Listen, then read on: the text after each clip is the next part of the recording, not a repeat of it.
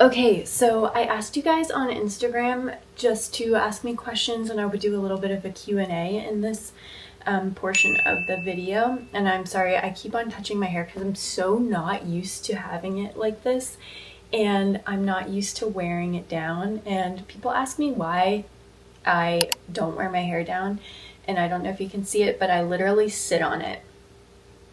So even when I'm sitting like this, it gets stuck in everything, and when it gets caught on things like door handles, if I walk through a door, if I get in my car and close the door, it will get stuck. And so that causes a lot of breakage, so that's why I don't really wear it down. So I guess that's the first question. Do you ever get your hair done at the salon, or do you only trust yourself? I only trust myself. I do not trust salons. I know that there are a lot of really good hairstylists out there. It's just that every single time nowadays, if I go to a salon, they just want to thin my hair out. And the last time I went to a salon, she actually suggested that I get my hair thinned, and I said no. But previous times when I have gone, they will just start thinning it without telling me, without asking me. I have had to say, wait, excuse me, like, don't thin my hair out. And I don't really know why people even get their hair thinned. But yeah, I don't trust anybody. Do you have kids? Nope, I'm still a kid. Next question. When you first started taking care of your hair, did it fall out a lot? At the time when I started taking my hair routine seriously and I knew I needed to do something about it, it was falling out a lot. Like a lot. Like I would brush my hair, run my hands through it, shower, and I could feel all of the hair just like coming out. So yes. And then with doing things like scalp massage and oiling, yes, it did make my hair shed more, and still, like, I still kind of notice, like, when I oil or massage, there's like a little bit more shedding. However, I have a lot more hair growth now. So it's normal. It's normal to notice a good bit of shedding with those things. If you're having a lot of hair loss, then definitely go see your doctor, figure out what's going on before you start like buying all these products and doing a bunch of different things, because you really want to figure out what's the cause so that you know how to treat it best.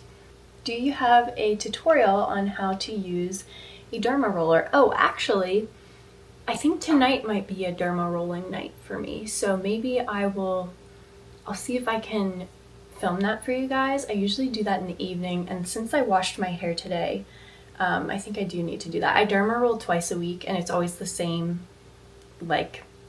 process, so I'll try to show you guys that.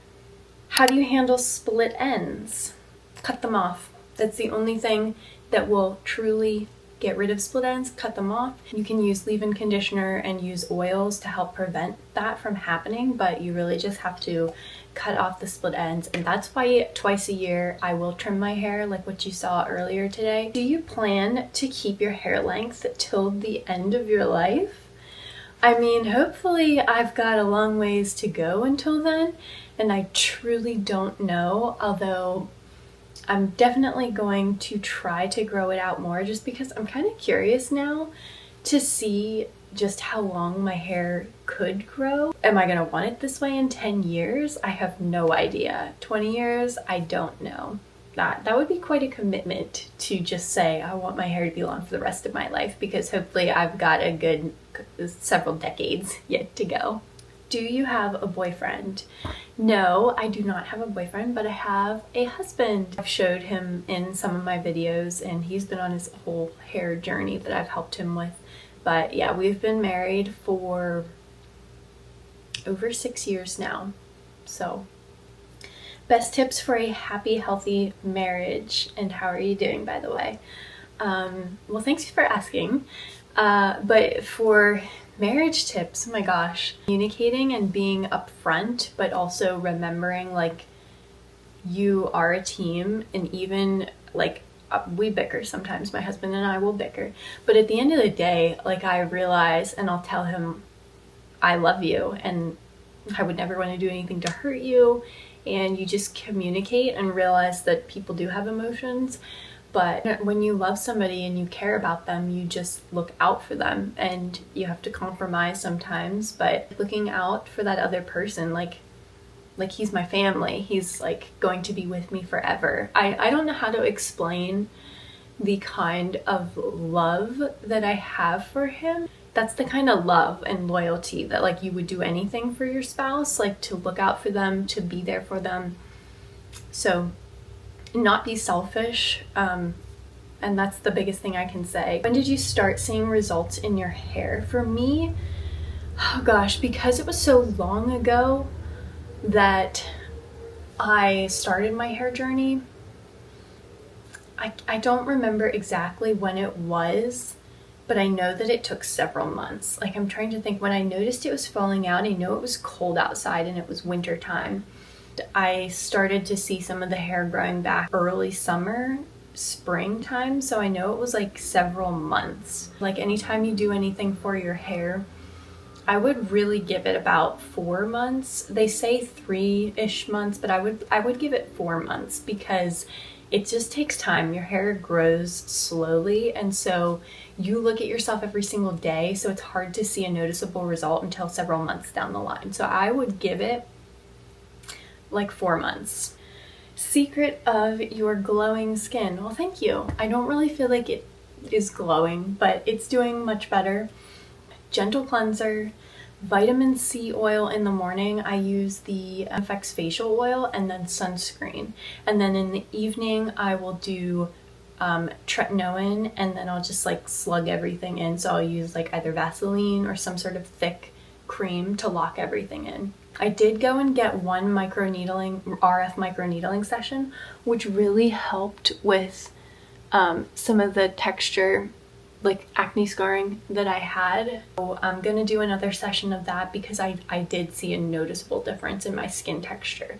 But really just being consistent, gentle products, sunscreen every day, especially if you're out and about. When your long hair is in a bun, does it give you a headache? But no, it doesn't give me a headache. Occasionally, like if I wear it like that all day, it will pull a little bit, but I try to just take it out of that bun if I notice it, or after a couple of hours, just because I don't want any traction alopecia. So no, it doesn't, my hair doesn't ever give me a headache. But that being said, I don't wear it in the bun like all day long. My lengths are facing severe breakage. One solution for this. So if you're having breakage, it could be because of several different things. Try to do less heat styling, try not to color your hair, try not to really like yank the brush through, especially when your hair is wet. So I would recommend using hair masks, like the Olaplex one is really good, like bond building products.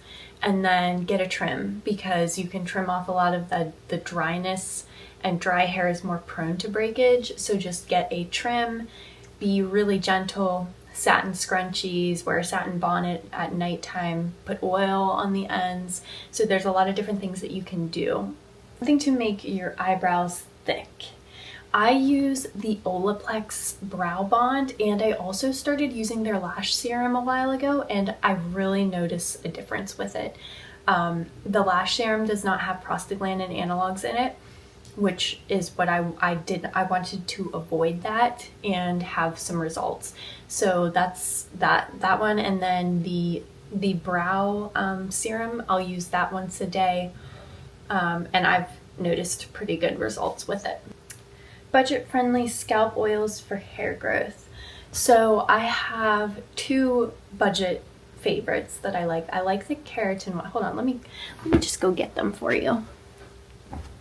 Okay, I grabbed my 2 budget favorites, and it's hard for me to find scalp oils that I really like because I'm very picky. The Kerotin Nourishing oil, you can see that one. It comes in like an unscented version too, but this one you can use on your scalp and you can use on the length of your hair. A lot of really nice like argan oil, jojoba, and I find like a little bit of this goes a long way. Put a link to that one below if you're interested. And then the other one, my Kitsch hair and scalp oil. This is the rosemary and biotin one from them. Really nice. As sunflower, jojoba, castor, argan, biotin, and of course rosemary in it. So this smells like lavender. It's like a very light scent. I don't like things that are heavily scented, so these two I would say are my budget favorites, and both of them you can actually use on the length of your hair. So I'll put a link to them below if you're interested in checking them out. I think I'm gonna end the video off here because I'm feeling like I need an afternoon caffeine pick-me-up, but I hope that answered some of your questions. I'll keep doing Q&As and on Instagram and on here, but I hope you guys enjoyed hanging out with me, and I'll see you guys in the next one. Bye!